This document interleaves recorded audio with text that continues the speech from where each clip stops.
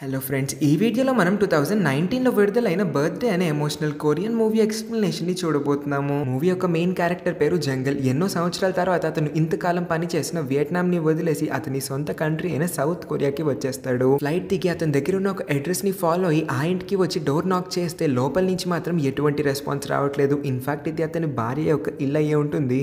చూస్తే జంగల్ యొక్క వైఫ్ పేరు సు. ఆమె లోపలే ఉంటుంది, కానీ తన హస్బెండ్ ఇన్ని ఇయర్స్ తర్వాత ఇంటికి వచ్చినా సరే తలుపు మాత్రం తెరవట్లేదు. జంగల్ ఇంకా సు వీళ్ళిద్దరికి ఏసియోల్ అనే ఒక చిన్న పాప కూడా ఉంటుంది. సు ఏసియోల్ని కామ్ గా ఉండమని, మీ నాన్న వచ్చినా సరే నువ్వు ఎటువంటి సౌండ్ కూడా చేయకూడదని అంటుంది. బయట నుంచేమో ఏసియోల్, నువ్వు ఇంట్లోనే ఉన్నావా, నేను నీకోసం బొమ్మ తీసుకొని వచ్చాను, ఒక్కసారి పలుకమ్మ అని చాలా అడుగుతాడు. అయినా వీళ్ళిద్దరూ లోపల నుంచి చిన్న సౌండ్ కూడా చేయరు. జంగల్ స్ట్రైట్ గా వాళ్ళ అక్క ఇంటికైతే వచ్చి, అక్క నువ్వు ఇచ్చిన అడ్రస్ తప్పనుకుంటా, లోపల నుంచి ఒక్కరు కూడా పలకట్లేదు, నాకు చిన్న సౌండ్ కూడా వినిపించలేదు, రేపు కొంచెం కరెక్ట్ అడ్రస్ ఏదో తెలుసుకొని నాకు మళ్ళీ చెప్పొచ్చు కదా అని. ఇన్ని సంవత్సరాల తర్వాత వియట్నాం నుంచి ఇక్కడికి వచ్చి ఉంటాడు కాబట్టి తన అక్క ఫ్యామిలీకి అతను కొన్ని గిఫ్ట్స్ అయితే తీసుకొని వస్తాడు. తన కూతురు ఏసియోల్ చిన్న వయసులో ఉన్నప్పుడే తన్ని వదిలేసి వియట్నాం వెళ్ళిపోయి ఉంటాడు.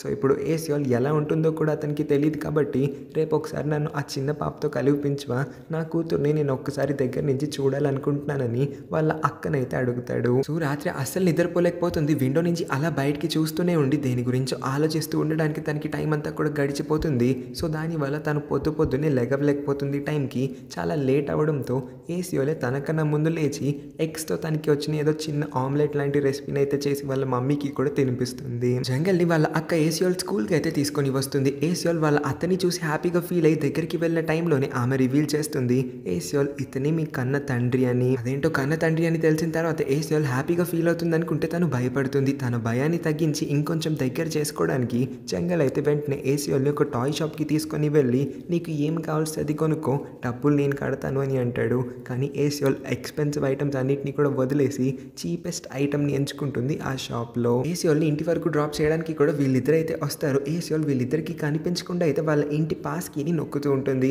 ఈ విషయం వాళ్ళ నాన్న మనసును అయితే కొంచెం బాధ పెడుతుంది. బికాస్ కన్న కూతురే తన్ని అస్సలు నమ్మట్లేదు కాబట్టి. ఏసియోల్ నేను ఇంటి లోపలికి అయితే రాను, కానీ రేపు నేను ఖచ్చితంగా కలవడానికి మళ్ళీ వస్తానని చెప్పి అతను స్ట్రైట్గా అతని వైఫ్ యొక్క వర్క్ ప్లేస్కి వెళ్తాడు. అక్కడ తన వైఫ్ ఏమో సూపర్ మార్కెట్లో బిల్లింగ్ కౌంటర్ దగ్గర రిసెప్షనిస్ట్ గా కూర్చొని ఉంటుంది. జంగల్ ని చూడంగానే సూకి చాలా కోపం వస్తుంది. సూ జంగల్ ని కలవనని చెప్పేస్తుంది. అతను మళ్ళీ కాల్ చేసి ఇసికించేసరికి చాలా గట్టిగానే తిట్టేస్తుంది, నేను నిన్ను కలవాలనుకోవట్లేదు, నీ మొహం నాకు చూపించడానికి ట్రై చేయొద్దని. తర్వాత రోజు జంగల్ ఏసియోల్ యొక్క స్కూల్ కి మళ్ళీ వచ్చి ఏసియోల్ కోసం అయితే ఒక టెడ్డీ బేర్ ని గిఫ్ట్ చేసి తన్ని రెస్టారెంట్ కి కూడా తీసుకొని వెళ్తాడు.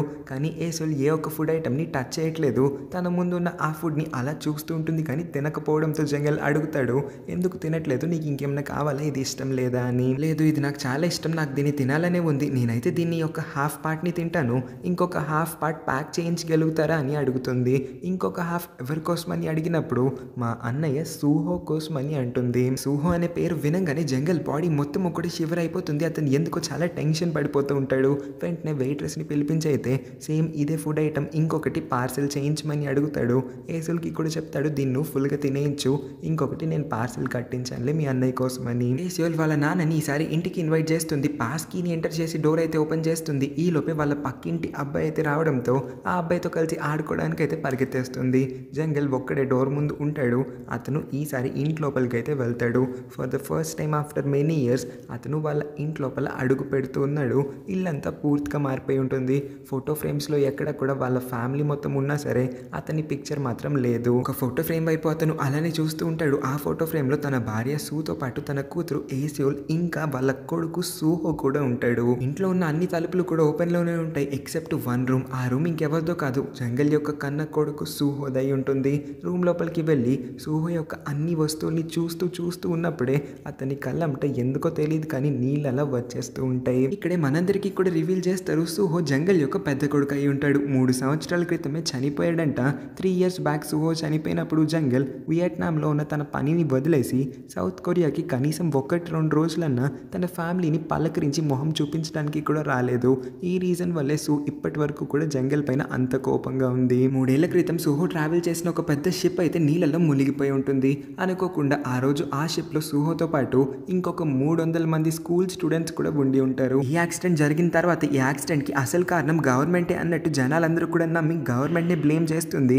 ఎందుకంటే గవర్నమెంట్ తలుచుకుంటే రెస్క్యూ మిషన్ కి సంబంధించిన లైఫ్ గార్డ్స్ అందరినీ కూడా టైంకి పంపించి ఆ పిల్లలందరి ప్రాణాలని కూడా కాపాడగలిగి ఉండేది.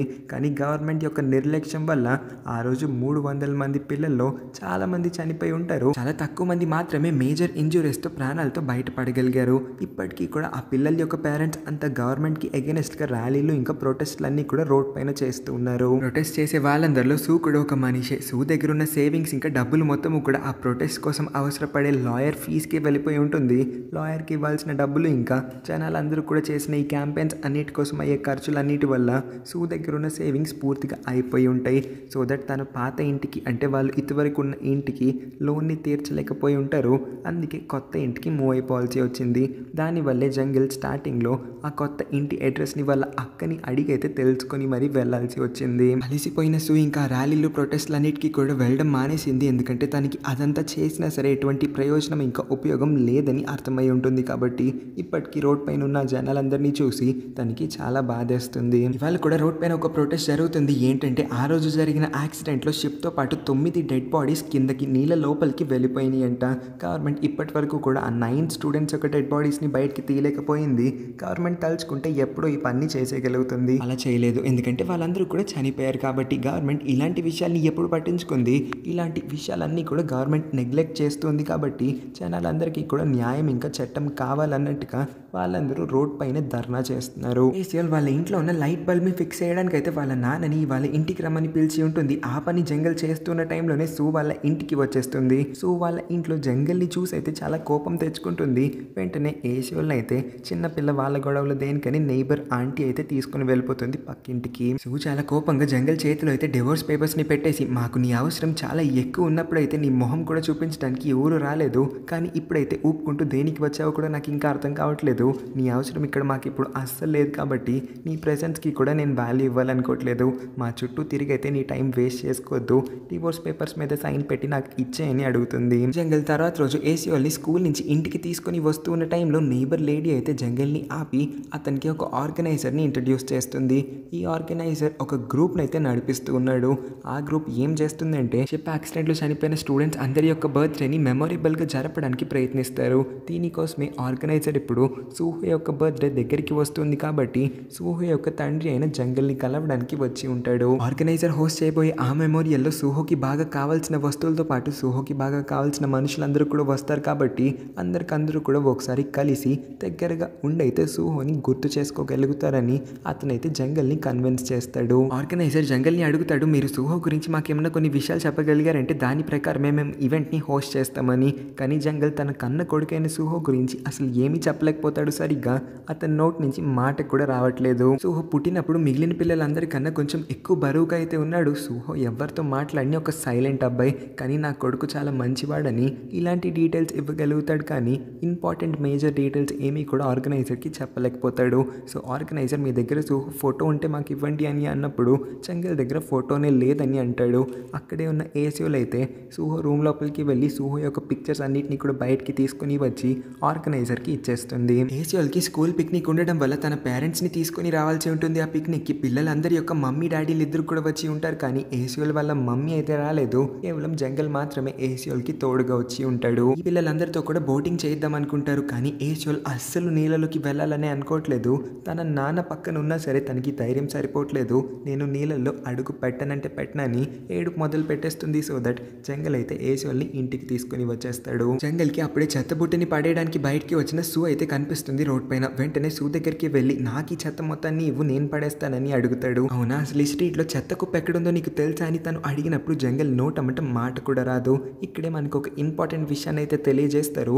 జంగల్ గత 3 సంవత్సరాలుగా వీళ్ళతో లేడు. కాబట్టి వీళ్ళతో లేని ఆ లోటు మొత్తాన్ని కూడా తీర్చడానికి చాలా ట్రై చేస్తున్నాడు. కానీ అతనికి ఎగ్జాక్ట్గా ఎలా చేయాలో అర్థం కావట్లేదు. జంగల్ ఇవాళ మధ్యాహ్నం ఆర్గనైజర్తో మాట్లాడిన ఆ విషయాలన్నింటినీ కూడా సూకి చెప్పినప్పుడు నా పర్మిషన్ లేకుండా ఇవన్నీ ఎందుకు చేస్తూ ఉన్నారు, నా కొడుకు నేను మళ్ళీ అసలు గుర్తు తెచ్చుకోవాలనుకోవట్లేదు, ఇవన్నీ చేయడం ఆపేయండి అని అంటుంది. మంచం మీద పడుకున్న సూ అయితే ఆఖరిసారిగా సూహు తనకి పెట్టిన మెసేజ్లన్నింటినీ కూడా చదువుతుంది. ప్రతిరోజు చేసే పని ఇవాళ కూడా మళ్ళీ చేస్తుంది. అమ్మ షిప్ కదిలిపోయిందమ్మా, చాలా ఎక్సైటెడ్గా ఉన్నాము, మా ఫ్రెండ్స్ అందరం కూడా చాలా హ్యాపీగా ఉన్నామని ఫస్ట్ మెసేజ్ని అయితే పెడతాడు.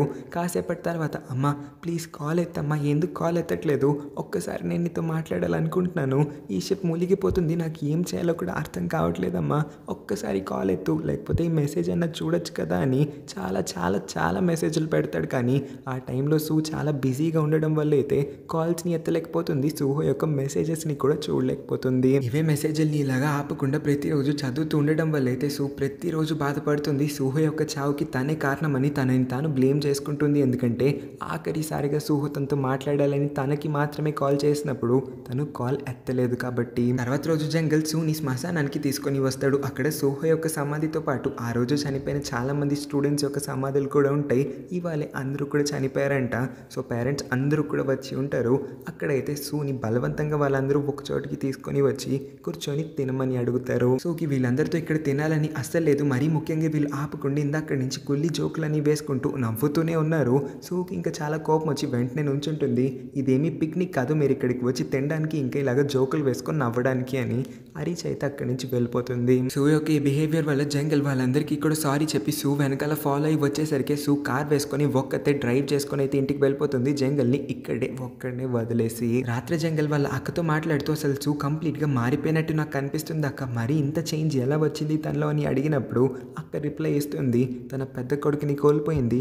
లైఫ్లో ఇంత పెద్ద యాక్సిడెంట్ జరిగిన తర్వాత ఏ వైఫ్ అయినా, ఏ అమ్మాయి అయినా, ఏ లేడీ అయినా సరే ఈ మాత్రం చేంజ్ అవుతుంది. చేంజ్ రాకపోతే ఆశ్చర్యపోవాలి, కానీ తను మారినందుకు నువ్వెందుకు ఇంత షాక్ అవుతున్నావు అని అయితే రిప్లై ఇస్తుంది. సూ షాపింగ్ పూర్తి చేసుకొని ఇంటికి కొత్త బట్టలు తీసుకొని అయితే వస్తుంది. అన్ని షాపింగ్ బ్యాగ్స్ తీసుకొని వచ్చింది కాబట్టి ఏసోల్ తన కోసం ఏమన్నా వాళ్ళ మమ్మీ తీసుకుని వచ్చిందేమో అని ఎక్సైటెడ్గా షాపింగ్ బ్యాగ్లో చూస్తే తన కోసం ఒక్క డ్రెస్ కూడా తీసుకొని వచ్చి ఉండదు. బట్టలన్నీ కూడా సూహో కోసమే తెచ్చి ఉంటుంది. చనిపోయిన అన్నయ్య కోసం ఇంత చేస్తుంది కానీ బ్రతుకున్న నన్ను ఎందుకు అమ్మ అసలు పట్టించుకోవట్లేదు, నేను కూడా ఒక చిన్న పాపనే కదా, నా కోసం ఒక చిన్న డ్రెస్ తెచ్చేస్తే ఏం పోతుందని మనసులో అయితే చాలా బాధపడుతుంది. కానీ బయటికి వాళ్ళ మమ్మీ ముందు అయితే ఏమనదు. అదేంటే నేను నీకోసం చేపల కూర చేశాను ఎందుకు తినట్లేదని సూ ఏసోల్ని అడిగినప్పుడు నాకు ఫిష్ అంటే అసలు ఇష్టం లేదని నీకు తెలుసు కదమ్మా, అయినా ఇది ఎందుకు చేసి పెట్టావని అనగానే సూకి చాలా కోపం వచ్చేస్తుంది. మీ అన్నయ్య ఓ పక్క అసలు ఏమీ తినలేకపోతున్నాడు, నీకేమో ఇంత మంచి ఆహారం పెడుతూ ఉన్నా నువ్వు తిన్నని మొండి చేస్తున్నావు, నీకు ఇలా కాదే అని ఇంటి నుంచి బయటికి గంటేస్తుంది. ఇంటి డోర్ని కూడా క్లోజ్ చేసేస్తుంది. ఏసోల్ పాపం చిన్న పాప బయట కూర్చొని అయితే తను అలా ఏడుపుని ఆపుకోలేకపోతుంది. కంటిన్యూస్గా ఏడుస్తూనే ఉంటుంది. ఇక్కడే మనకు కూడా అర్థమవుతుంది ఇన్ని సంవత్సరాల్లో ఏసోల్కి వాళ్ళ అమ్మ ప్రేమ ఏ రోజు కూడా దొరకలేదు. చనిపోయిన సూహో గురించి మాత్రమే ఆలోచిస్తుంది కానీ బ్రతికున్న ఏసోల్ని ఏ రోజు కూడా సరిగ్గా ప్రేమగా పలకరించిందే లేదు, పట్టించుకునేది అంతకు మించి అయితే అస్సలు లేదు. జంగల్ కూడా వేరే కంట్రీలో ఉండడం వల్ల ఏసోల్కి దక్కాల్సిన పేరెంటల్ ప్రేమ అయితే ఏ రోజు దక్కలేదు. దానివల్లే తనకి నీళ్ళంటే కూడా చాలా భయం. సూక్ కూడా అనవసరంగా ఏసోల్ పైన అరిచానన్న ఫీలింగ్ రావడంతో లోపల కూర్చొని కాసేపు ఏడ్చిన తర్వాత బయటికి వెళ్ళి ఏసోల్కి సారీ అయితే చెప్పి ఎత్తుకొని లోపలికి తీసుకొని వచ్చి నిద్రపుస్తుంది. ఆ రోజుకి జంగల్ ఇంకా ఏసోల్ వీళ్ళిద్దరూ కూడా ఒక రెస్టారెంట్కి వెళ్తారు. ఆ రెస్టారెంట్లో చనిపోయిన సూహో యొక్క బెస్ట్ ఫ్రెండ్ పని చేస్తూ ఉన్నాడు. సో ఆ బెస్ట్ ఫ్రెండ్ని ఇంకొక 2 వారాల్లో జరగబోతూ ఉన్న సూహో యొక్క మెమోరియల్కి ఇన్వైట్ చేస్తారు. మర్చిపోకుండా ఎంత బిజీగా ఉన్నా కూడా రావాలన్నయ్య అని చెప్పైతే ఏసోల్ అతన్ని ఇన్వైట్ చేస్తుంది. సో ఏసోల్కి కాల్ చేసి అయితే ఇవాళ సూపర్ మార్కెట్లో కొంచెం పని ఎక్కువైంది నాకు, నువ్వైతే తినేసి పడుకుని పో, నేను ఇంటికి రావడానికి చాలా లేట్ అవుతుందని చెప్పి కాల్ కట్ చేస్తుంది.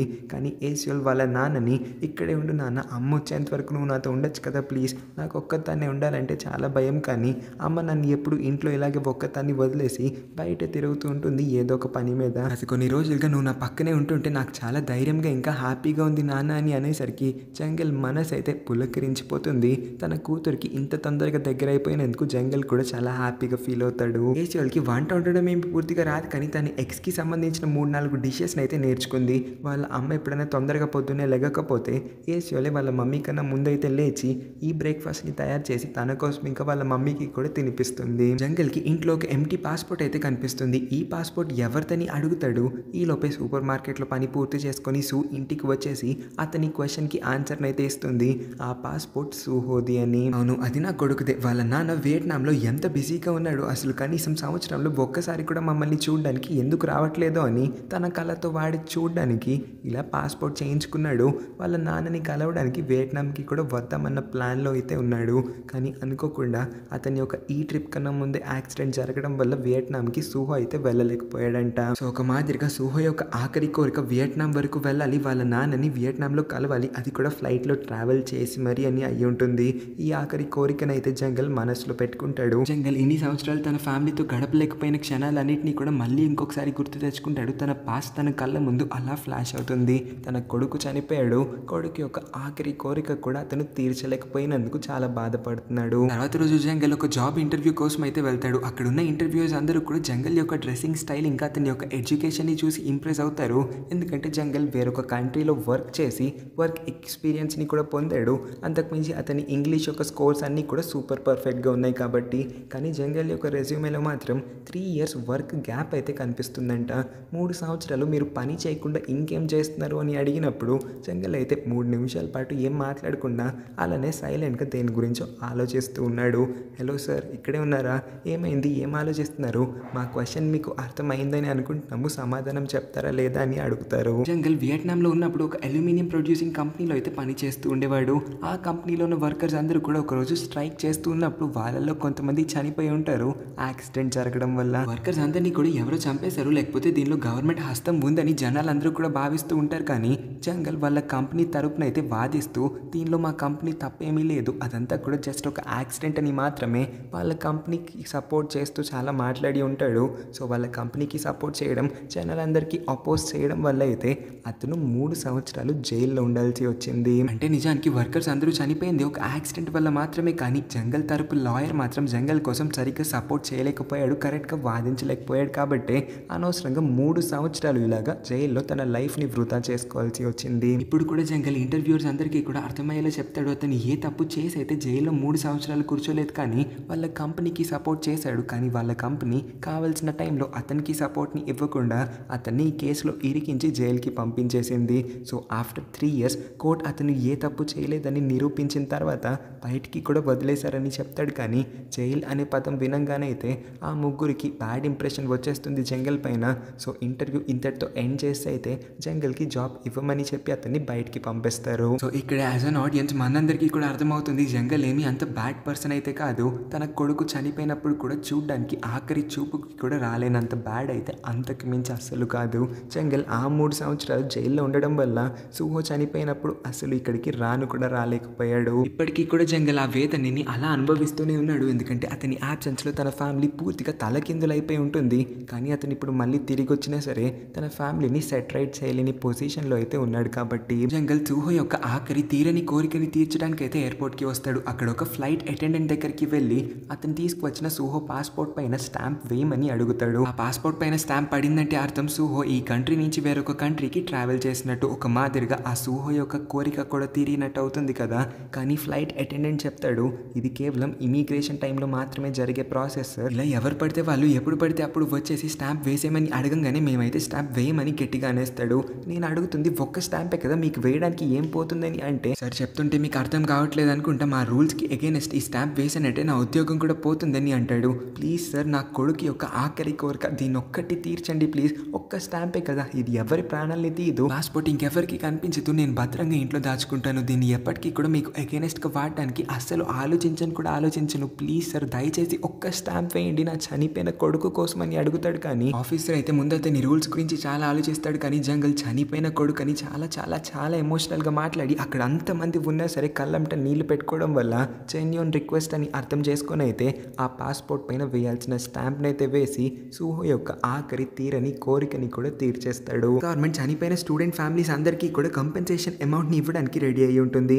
ఇంజ్యూరీస్తో ప్రాణాలతో బయటపడిన ఆ పిల్లలందరికీ కూడా ఫుల్ స్కాలర్షిప్, అంటే వాళ్ళు ఎంతవరకు చదవాలనుకుంటే అంతవరకు ఫ్రీగా చదువుకోవచ్చు. గవర్నమెంట్ ఈ పని చేయడానికి గల ముఖ్య కారణం పేరెంట్స్ అందరూ కూడా గవర్నమెంట్ పైన వేసిన ఆ కోర్ట్ కేసుని వెనక్కి తీసుకుంటారు. ఇంకా ప్రతిరోజు రోడ్ల పైన పడి ప్రొటెస్టులు చేయడం కూడా ఆపేస్తారని. ఆ కంపెన్సేషన్ అమౌంట్ చాలా ఎక్కువ అయి ఉంటుంది. సో వాళ్ళ జీవితాలే మారిపోతాయి అంత డబ్బులతో. కాబట్టి చాలా మంది ఫ్యామిలీస్ ఆ అమౌంట్ని యాక్సెప్ట్ చేయడానికి అయితే రెడీ అయిపోతారు. కానీ సో ఆ డబ్బుల్ని తీసుకోనని చాలా మొండిగా చెప్పేస్తుంది. ఎందుకంటే డబ్బులు తీసుకోవడం వల్ల తన కొడుకు ప్రాణాలు అయితే తిరిగి వెనక్కి రావు. కాబట్టి సో ప్రతిరోజు సూపర్ మార్కెట్లో చాలా కష్టపడుతుందని జంగల్ నోటీస్ చేస్తున్నాడు. కాబట్టి ఇవాళ జాబ్ ఇంటర్వ్యూకి వెళ్ళి ఉంటాడు. జంగల్ కూడా తన ఫ్యామిలీ కోసం ఎంతో కొంత చేయాలనుకుంటున్నాడన్న విషయాన్ని సూ నోటీస్ చేస్తుంది. ఈలోపే జంగల్ పొరపాటున అడుగుతాడు, జస్ట్ క్యాజువల్గానే అడుగుతాడు, విక్టిమ్ ఫ్యామిలీస్ అందరికీ కూడా కంపెన్సేషన్ అమౌంట్ ఇస్తున్నారంట కదా, నువ్వు దాన్ని తీసుకున్నావా లేదా అని. ఇంకా సూ జంగల్ని తిట్టడానికి ఏదో ఒక దారి దొరికిందనుకొని వెంటనే జంగల్ పైన అరుస్తూ, అప్పటికి అనుకున్నాను నువ్వు ఇన్ని సంవత్సరాల తర్వాత ఎందుకు చెప్పపెట్టకుండా తిరిగి వచ్చావా అని, ఈ డబ్బుల కోసమే కదా నువ్వు తిరిగి వచ్చావని అనగానే జంగల్ చాలా బాధపడతాడు. నువ్వు నన్ను ఇంతేనా అర్థం చేసుకుంది, ఈ డబ్బులతో నేనేం చేసుకుంటాను, ఈ డబ్బులు నాకు అసలు అక్కర్లేదని అతనైతే కోపంగా ఇంట్లో నుంచి వెళ్ళిపోతాడు. సో అనకూడని మాటని మాటని అనేసిందన్న విషయాన్ని రియలైజ్ అయిన తర్వాత అయితే జంగల్ వాళ్ళ అక్కని కలవడానికి వస్తుంది. నిజంగానే జంగల్ మారిపోయాడా, ఫ్యామిలీ గురించి ఆలోచిస్తున్నాడా, ఇన్ని సంవత్సరాల తర్వాత మా కోసమే ఈ కొరియాకి వచ్చాడా అని వాళ్ళ అక్క కూడా జంగల్ తరపునే మాట్లాడడం వల్ల సూ ఒపీనియన్ అయితే జంగల్ పైన పూర్తిగా మారిపోతుంది. ఇప్పటికీ కానీ జంగల్ తన హస్బెండ్ అన్న విషయాన్ని మళ్ళీ యాక్సెప్ట్ చేయగలుగుతుంది. సూహో యొక్క బర్త్డే తర్వాత రోజు అనక ముందు రోజు జంగల్కి నిద్ర అస్సలు పట్టట్లేదు. పదే పదే తన కళ్ళల్లోకి సూహో వస్తూ ఉన్నాడు. వాళ్ళ ఫ్యామిలీ మొత్తము కూడా ఫిషింగ్కి వెళ్ళి చాలా సంతోషంగా కలిసిమెలిసి ఉన్నట్టు జంగల్ పదే పదే ఊహించుకోవడం వల్ల అతను నిద్రపోలేకపోతాడు. ఇంకో పక్క రోడ్ పైన చిన్న పిల్లలందరూ కూడా ఆడుకుంటూ అరుస్తూ ఉన్న సౌండ్ సూకి వినిపించడం వల్ల తను కూడా సోఫా పైన ఎంత పడుకోవడానికి ట్రై చేస్తున్నా పడుకోలేకపోతుంది. అప్పుడే తను కూడా సూహో తన పక్కనే ఉన్నట్టు ఇమాజిన్ చేసుకుంటుంది. సూహో ప్రాణాలతో ఉన్నప్పుడు ప్రతిరోజు స్కూల్ అయిపోగానే పరిగెత్తుకుంటూ సోఫా మీద పడి వాళ్ళ మమ్మీని హగ్ చేసుకొని వాళ్ళ మమ్మీ ఒళ్ళో అయితే పడుకొని ఆ రోజుటి కబుర్లన్నీ కూడా చెప్తాడు. ఈ విషయాలన్నీ గుర్తు తెచ్చుకొని సూహో యొక్క బట్టల్ని పట్టుకొని సూ మళ్ళీ ఏడవడం మొదలు పెడుతుంది. సూహో చనిపోవడానికి కారణం తనని తానే బ్లేమ్ చేసుకొని ఆ రోజుటి మెసేజెస్ తను చూసుంటే ఎంత బాగుండేది, తను ఎంతో కొంత సహాయం చేయగలిగి ఉండేదేమో అని చాలా పశ్చాత్తాప పడుతూ ఉంటుంది. రోడ్ పైన సూహో యొక్క బెస్ట్ ఫ్రెండ్ రెస్టారెంట్లో పని పూర్తి చేసుకొని ఇంటికి వెళ్తూ ఉంటాడు. అతను వెళ్తూ ఉన్న దారిలో ఒక అమ్మాయిని అయితే కలుస్తాడు. ఈ అమ్మాయి కూడా సూహోకి తెలిసిన అమ్మాయి అని అతనికి అనిపించడం వల్ల నీకు సూహో తెలుసా అని అడిగినప్పుడు లేదు సూహో ఎవరో నాకు తెలియదని తనైతే ఏదో కవర్ చేయడానికి ట్రై చేసి అయితే అక్కడి నుంచి వెళ్ళిపోతుంది. సూహో యొక్క మెమోరియల్ రోజున సూ అసలు ఆ ఈవెంట్కి రానని అనేస్తుంది. నేను రానంటే రాను, ఎవరు కన్విన్స్ చేసినా నేను రానని బలంగా కూర్చోవడం వల్ల జంగల్ సూని కన్విన్స్ చేయడానికి ట్రై చేస్తాడు. ఆ ఈవెంట్లో సూహోకి సంబంధించిన వస్తువులన్నిటితో పాటు సూహోకి బాగా కావాల్సిన బాగా దగ్గరైన మనుషులందరూ కూడా వస్తారంటే ఖచ్చితంగా సూహో కూడా అక్కడికి వస్తున్నట్టే. సో మన కొడుకు కోసం మనం ఈ మాత్రం చేయలేమా చెప్పు, చనిపోయిన రోజున కనీసం మంచిగా సెలబ్రేట్ చేద్దాము, వాడి ఆత్మే కదా శాంతిస్తుంది. వాళ్ళ అమ్మ రాకపోతే వాడు ఎంత బాధగా ఫీల్ అవుతాడు చెప్పు, నువ్వు ఖచ్చితంగా రావాలని ఒప్పించేస్తాడు. పిలిచిన వాళ్ళందరూ కూడా ఆ మెమోరియల్కి వచ్చేస్తారు. ఆర్గనైజర్ అయితే ఒక ప్రొజెక్టర్ పైన సూహో యొక్క పిక్చర్స్ అన్నిటిని కూడా డిస్ప్లే చేస్తూ మనకు ఒక వాయిస్ ఓవర్ని వినిపిస్తారు. ఈ వాయిస్ ఓవర్ చాలా ఎమోషనల్గా ఉంటుంది. మీ అందరూ కూడా కొంచెం జాగ్రత్తగా అయితే వినండి. సూహో చిన్నప్పుడు పుట్టినప్పుడైతే మిగిలిన పిల్లలందరికన్నా కొంచెం ఎక్కువ బరువే ఉన్నాడు, కానీ అంత అల్లరి చేసే పిల్లోడైతే అస్సలు కాదు, చాలా సైలెంట్గా ఉండేవాడు. కానీ ఇంట్లో మాత్రం వాళ్ళ మమ్మీ అంటే సూహోకి చాలా చాలా ఇష్టం. సూహో తన చెల్లి అయిన ఏసులతో ఫుల్గా ఆడుకునేవాడు. తన చెల్లిని ఫుల్గా ప్రొటెక్ట్ కూడా చేస్తాడు. వాళ్ళ మమ్మీ యొక్క ముద్దుల కొడుకు ఇంకా జంగల్కి కూడా బాగా ఇష్టమైన పెద్ద కొడుకు అయి ఉంటాడు. జంగల్ వర్క్ పర్పస్ కోసం వాళ్ళ ఇంటిని వదిలేసి వేరొక కంట్రీకి వెళ్ళిన ఆ టైంలో సూహోనే ఫాదర్ ఫిగర్ లేని ఆ ఇంటిని జాగ్రత్తగా చూసుకున్నాడు. ఇంట్లో ఉన్న తన ఫ్యామిలీ మెంబర్స్ అందరినీ కూడా ప్రొటెక్ట్ చేశాడు. సూహో ఏ రోజు ఎవరితో గొడవ పెట్టుకునేదే లేదు. తన ఫ్రెండ్స్ అందరినీ కూడా చాలా బాగా చూసుకున్నాడు. తన ఫ్రెండ్స్ అందరికీ కూడా సూహో అంటే చాలా ఇష్టం. అంత ఫ్రెండ్లీ పర్సనాలిటీ అయి ఉంటుంది. సూహో యొక్క బెస్ట్ ఫ్రెండ్ కూడా ఈవెంట్కి అటెండ్ అయ్యి ఉంటాడు. బెస్ట్ ఫ్రెండ్ సూహో కోసం ఒక లెటర్ రాశాడంట. ఆ లెటర్ అక్కడున్న వాళ్ళందరికీ కూడా వినిపించేలా చదవడం మొదలు పెట్టాడు. డియర్ సూహో, ఎక్కడి నుంచి మొదలు పెట్టాలో కూడా నాకు అర్థం కావట్లేదు. క్లాస్ 5th నుంచి మన ఇద్దరం కూడా బెస్ట్ ఫ్రెండ్స్. కలిసిన మొదటి రోజు మన ఇద్దరం కూడా చాలా మంచి క్లోజ్ ఫ్రెండ్స్ అయిపోయాము. నా గురించి నీకు అన్ని విషయాలు తెలుసు. నువ్వు కూడా నీ యొక్క పర్సనల్ విషయాలతో పాటు అన్ని ప్రైవేట్ విషయాలు కూడా నాతో షేర్ చేసుకుంటావు. ఏ రోజు కూడా మన ఇద్దరం మన సీక్రెట్స్ని అస్సలు దాచుకున్నదే లేదు. నేను ఇవాటికి కూడా అప్పట్లో మనం కలిసి వినే పాటల్ని వింటూ ఉంటాను. నేను ఇవాటికి కూడా అప్పట్లో మన ఇద్దరం కలిసి చేసిన ఆ పార్ట్ టైం జాబ్కి వెళ్ళి నిన్ను గుర్తు చేసుకోవడానికి మాత్రమే ఇంకా ఆ పార్ట్ టైం జాబ్ని చేస్తూ ఉన్నాను. నువ్వు నాకు లైఫ్లో ఎన్నో మంచి మెమొరీస్ని మిగిల్చి వెళ్ళిపోయావు. ఆ మెమొరీస్ ఇంకా మూమెంట్స్ అన్నిటిని కూడా నేను ఎప్పటికీ మర్చిపోలేను, మర్చిపోను కూడా. ఇంకేం చెప్పాలో కూడా నాకు అర్థం కావట్లేదు. నా మనసులో ఉన్న అన్ని విషయాల్ని కూడా నేను అస్సలు బయట పెట్టలేకపోతున్నాను ఈ ఒక్క లెటర్లో. గుడ్ బై అయితే అస్సలు చెప్పాలని లేదు నాకు, కానీ నేను ఈ లెటర్ని ఇక్కడితో అయితే ఆపుతున్నాను. ఎప్పటి వరకు మన ఇద్దరం మళ్ళీ కలుస్తాము అప్పటి వరకు అని అంటాడు. నాకు వచ్చే జన్మ అంటూ ఉంటే ఖచ్చితంగా ఆ జన్మలో కూడా నువ్వే నా బెస్ట్ ఫ్రెండ్గా రావాలి. నువ్వు కాకుండా నాకు ఇంకెవ్వరు కూడా నచ్చట్లేదు. నేను నిన్ను చాలా మిస్ అవుతున్నానని ఏడుస్తూ చదవడం వల్ల ఆ లెటర్ని వింటూ ఉన్న వాళ్ళందరి కళ్ళంటా కూడా నీళ్ళు వచ్చేస్తూ ఉంటాయి. చాలా చాలా ఎమోషనల్గా ఫీల్ అవుతారు. ప్రతి ఒక్కరి మనసుని ఈ లెటర్ కదిలించేస్తుంది. అక్కడ ఉన్న వాళ్ళందరిలో కల్లా ఒక అమ్మాయి అయితే చాలా గట్టిగా ఏడుస్తుంది. ఈ అమ్మాయిని నిన్న రాత్రే మనం మా బెస్ట్ ఫ్రెండ్తో కలిసి చూసాం కదా, నువ్వు సూహా ఫ్రెండ్ అంటే కాదు అని చెప్పి వెళ్ళిపోయి ఉంటుంది. అదే అమ్మాయి ఈ అమ్మాయి అయి ఉంటుంది. ఈ అమ్మాయి ఇక్కడే ఒక పెద్ద ట్విస్ట్ అయితే రివీల్ చేసి అక్కడ ఉన్న వాళ్ళందరినీ కూడా షాక్ అయ్యేలా చేస్తుంది. ఆ రోజుటి షిప్ యాక్సిడెంట్లో సూహో ప్రాణాలతో బయట పడగలిగాడంట. ఎందుకంటే షిప్ యాక్సిడెంట్ జరిగిన కాసేపటికే లైఫ్ బోట్స్ అన్ని కూడా పిల్లల్ని రెస్క్యూ చేయడానికి వచ్చాయంట. సూహో అయితే లైఫ్ జాకెట్ని వేసుకొని సేఫ్గా బోట్లో అయితే ఎక్కి కూర్చోగలిగాడు. కానీ వెనకాల ఈ అమ్మాయి మాత్రం ఈత రాక ఇబ్బంది పడుతూ ఉండడం సూహో కళ్ళతో చూసి ఈ అమ్మాయిని సేవ్ చేద్దాం అనుకుని అయితే తన లైఫ్ జాకెట్ని తీసి ఈ అమ్మాయికి ఇచ్చి బోట్ ఎక్కిస్తాడు. అతను నీళ్ళలోనే ఉంటాడు. ఈ అమ్మాయిని అయితే వెళ్ళిపోమని, నేను ఇంకొక బోట్ వస్తే ఖచ్చితంగా ఆ బోట్లో వచ్చేస్తాను, నాకేం కాదులేని చెప్పేలోపే ఒక పెద్ద ఆలోచన అయితే సూహోని నీళ్ళలోకి ఈడ్చుకొని వెళ్ళిపోతుంది. ఆ అమ్మాయి కళ్ళ ముందే తన ప్రాణాలని కాపాడిన సూహో అయితే చనిపోతాడు. ఈ అమ్మాయి చెప్పిన ఈ విషయం విన్న తర్వాత సూ తన ఎమోషన్స్ని అస్సలు కంట్రోల్ చేసుకోలేకపోతుంది. ఆర్గనైజర్ అక్కడున్న వాళ్ళందరికీ కూడా చెప్తాడు, ఈ ఈవెంట్ గురించి ఒక పోయెట్కి చెప్తే అంట సూహో గురించి ఒక పోయంని రాశాడంట. సో అక్కడున్న వాళ్ళందరిలో నైబర్ లేడీ యొక్క కొడుకుని ఈ పోయం చదవమని అడుగుతాడు. ఎందుకంటే సూహోకి ఈ నైబర్ లేడీ యొక్క కొడుకు చాలా మంచి ఫ్రెండ్ అంట. ఆల్మోస్ట్ ఒక అన్నయ్య తమ్ముళ్ళలాగా ట్రీట్ చేస్తాడు. ఈ బాబు ఇప్పుడు సూహో పాయింట్ ఆఫ్ వ్యూలో ఈ పోయంని చదవడం అయితే మొదలుపెట్టాడు. అమ్మ, నేను చెట్ల దగ్గరికి వెళ్ళి అడిగాను, నదుల దగ్గరికి వెళ్ళి అడిగాను, కొండల దగ్గరికి వెళ్ళి అడిగాను, ఆఖరికి క్లౌడ్స్ దగ్గరికి కూడా వెళ్ళి అడిగాను, మా అమ్మ ఎక్కడుంది, నాకు ఎందుకు కనిపించట్లేదని. కానీ నాకు ఏది కూడా సమాధానం ఇవ్వలేదమ్మా. అందుకే నా దారిని నేనే వెతుక్కొని ఇంటికి వచ్చేసాను. ప్రతిరోజు మన ఇంటి గడప ముందు లైట్స్ అన్నీ కూడా ఫ్లిక్కర్ అవుతూ ఉంటాయి కదా, అది నేనే అమ్మ. నా ఆత్మే అక్కడికి వస్తుంది. నేను మీతోనే ఉంటాను. మీరు వండిన ఫుడ్ని ప్రతిరోజు తింటాను. మీరు నా కోసం వదిలిన బట్టల్ని కూడా ప్రతిరోజు వేసుకుంటాను. అమ్మ, నువ్వు ప్రతిరోజు అస్సలు నిద్రపోకుండా ఎందుకు అలా ఏడుస్తూ ఉంటావమ్మా? నేను నీ పక్కనే ఉన్నానన్న విషయం నీకు ఎందుకు తెలియట్లేదు? అసలు అర్థం కావట్లేదు నాకు. ప్రతిరోజు నువ్వు పడుకున్నప్పుడల్లా కూడా నీ పక్కకి వచ్చి పడుకుంటాను. నిన్ను ఎంత గట్టిగా హగ్ చేసుకుంటానంటే ఇంకెప్పుడు కూడా మీ ఎవ్వరికి దూరంగా వెళ్ళనంత గట్టిగా. అమ్మ, నేను నాన్న కళ్ళ లోపలికి కూడా వెళ్ళి నాన్నని మళ్ళీ ఫ్యామిలీ మొత్తాన్ని చూసుకోవడానికి తిరిగి వచ్చేయమని అడిగానమ్మా. నేను ఉంటే అన్న మీ ఇద్దరిని చూసుకోగలుగుతాను. ఇప్పుడు నిన్ను ఇంకా చిట్టి చెల్లిని ఎవరు చూసుకుంటారు చెప్పు నాన్నని. అందుకే నేను తిరిగి వచ్చేయమని అన్నాను. నాన్న కూడా నేను చెప్పినట్టే తిరిగి వచ్చేసాడు కదా. సో ఇంకా నేను లేని లోటు మీ ఎవరికి కూడా నాన్న అస్సలు మిగల్చడమ్మా. నాన్న చాలా మంచివాడు, మనందరినీ కూడా బాగా చూసుకుంటాడు. ఎప్పుడు నాన్న పైన కోపడకమ్మా. ఇంకేం చెప్పాలి, నా గురించి అయితే అస్సలు ఆలోచించి మీరందరూ బాధపడకండి. నేను మీ అందరినీ కూడా చాలా ఇష్టపడుతున్నాను. అమ్మా, నువ్వంటే నాకు చాలా చాలా ఇష్టం. ఈ ప్రపంచంలో ఉన్న వాళ్ళందరికన్నా కూడా నేను నిన్నే ఎక్కువ ప్రేమిస్తున్నాను. I love you so much and I miss you so much అమ్మా అని అంటాడు. సూహో తరపున క్రియేట్ చేసిన ఈ పోయంని వింటూ ఉన్న సూ అయితే అసలు ఏడుపుని ఆపుకోలేకపోతుంది. సూ కన్నా ఎక్కువ అయితే జంగల్ ఏడ్ చేస్తూ ఉంటాడు. వాళ్ళిద్దరి కళ్ళల్లో ఇంకా నీళ్లు కూడా అయిపోయి ఉంటాయి.